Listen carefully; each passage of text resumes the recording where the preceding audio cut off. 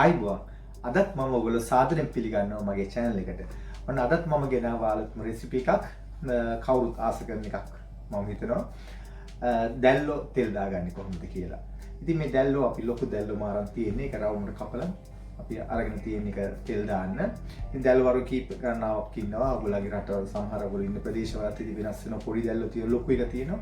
මම අද තියෙන ලොකු දැල්ලෝ මේක රවුම් කපාගත්ත දැල්ලෝ කොහොමද අපි තෙල් දාගන්නේ කියලා. අපි බලමු මේකට අවශ්‍ය මොනවද අමුද්‍රව්‍ය කියලා. ඉතින් මේ තියෙන්නේ මම අර කපාගත්ත මේ දැල්ලෝ ටික හොඳට සුද්ධ කරලා මේ තියෙන්නේ සුද්ධ කරලා මේ විදිහට කපලා තියෙන්නේ එක විදිහට. ඉතින් මේ ටික අපිට අවශ්‍ය වෙනවා. මෙතන තියෙන ග්‍රෑම් 350ක් 400කට ප්‍රමාණයක්. මොකද සමහර ඒවා අයින් කරලා තියෙන්නේ. ඒ නිසා 400කට කිට් වෙන තියෙනවා මෙතන. ඊළඟට මෙතන තියෙනවා ලුණු තියෙනවා. මේ හීනෙට කපාගත්ත ලුණු තියෙනවා. ඉතින් මෙතන තියෙනවා රම්පේ. මෙතන තියෙනවා මේ ගාලි තියෙනවා. ඊළඟට මම දෙහි ටිකක් අවශ්‍ය වෙනවා අපේ මේ වැඩේට. ඊළඟට අවමිරිස් අවශ්‍ය වෙනවා. තක්කාලි අවශ්‍ය වෙනවා. ඊළඟට කරපිංච, ඊළඟට කුරුඳු පොතු, ඊළඟට අපිට අවශ්‍ය මේ 3-5 වර්ග කීපයක් තියෙනවා. ඒකෙදි අපි පාවිච්චි කරන්නේ මෙතන මිරිස් කුඩු, කහ කුඩු, ඊළඟට කෑලි මිරිස්, ඊළඟට ලුණු. ඉතින් මේ ටික තමයි මම මූලික වශයෙන් පාවිච්චි කරන්නේ. නමුත් ඔයගොල්ලන්ට ඕන නම් ගම් මිරිස් පාවිච්චි කරන්න පුළුවන්. අපි එන හදන්න. අපි මේ විදිහට බින්දර වැඩි කරගෙන අපි දැන් මේකට දාමු තෙල්.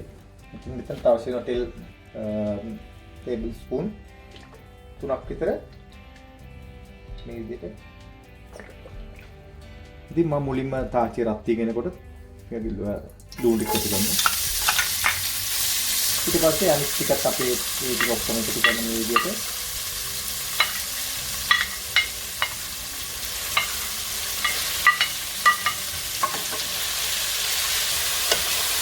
මේ විදිහට හොඳට කවලම් කරගන්න ඕනේ. ටික මේ දාපු ටික අපි බැදී ගෙනකොට අපි එකතු කරන මේකට ලුණු ටිකක් බැදී කරගන්න එපා. හැම වෙලාවෙම ලුණු පරිස්සමෙන් පාවිච්චි කරන්න. ඊළඟට මිරිස් කුඩු තමන්ගේ දැවිල්ල අනුව බලලා දාන්න පුළුවන්. ඊළඟට කහ කුඩු මේකට මම 3-5 දාන්නේ. ඉතින් මේක මේ විදිහට කවලම් කරගන්න.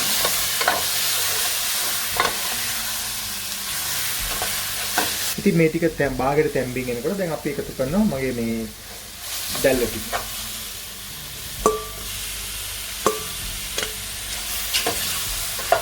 ඊළඟට මේක හොඳට මේක තැම්බෙන්න හොඳට කවලම් කරගන්න.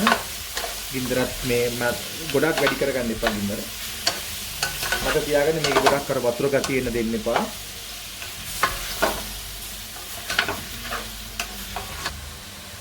ඊළඟට මතක තියාගන්න මේක හොඳට මේක තැම්බෙන්න විතර අපිට ඕන. මේක මොනට වඩා ඕවර් කුක් කරගන්න එපා. වැඩි කුක් කරගත්තොත් මේක රබර් ගතිය එනවා.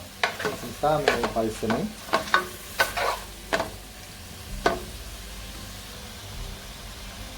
ඉතින් මේක දැන් ඔයාලට පේන ඇති මේක මේ හොඳට තැම්බෙනවා.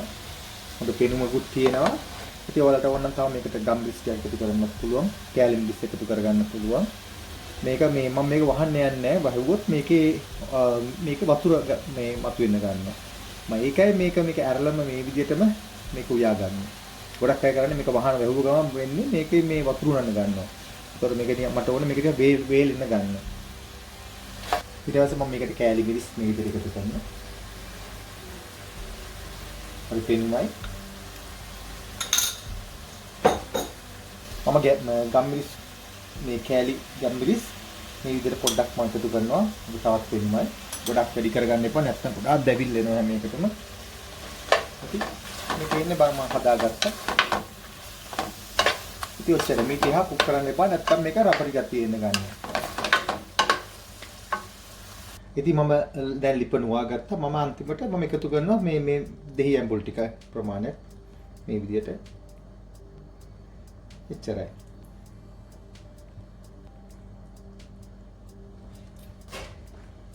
ඉතින් මේක හොඳට කවලම් කරගන්න. දැන් අපි මේක ප්ලේට් එකට දාගමු. ඉතින් මේ තමයි මම හදාගත්ත මේ දැල්ලෝ තෙල් දාගත්ත එක. ඉතින් ඔයගොල්ලන්ට පේනවා ඇති. ඉතින් ඔයගොල්ලොත් මේක මේ විදිහට හදන්න try කරන්න. ඔන්න ඔයගොල්ලෝ අත්දැක්කා කොහොමද මේ දැල්ලෝ තෙල් දාගන්නේ කියලා. ඉතින් ඔයගොල්ලන්ට පුළුවන් මේ විදිහට try කරලා බලන්න. බලලිවල අපිට comment කරන්න පුළුවන්. ඒ වගේම මේ වගේම තවත් ලස්සන වීඩියෝ එකකින් නැවතත් හම්බ වෙන තුරු අදටම සමු ගන්න. ඔබට සුබ දවසක්. ආයිබෝවන්.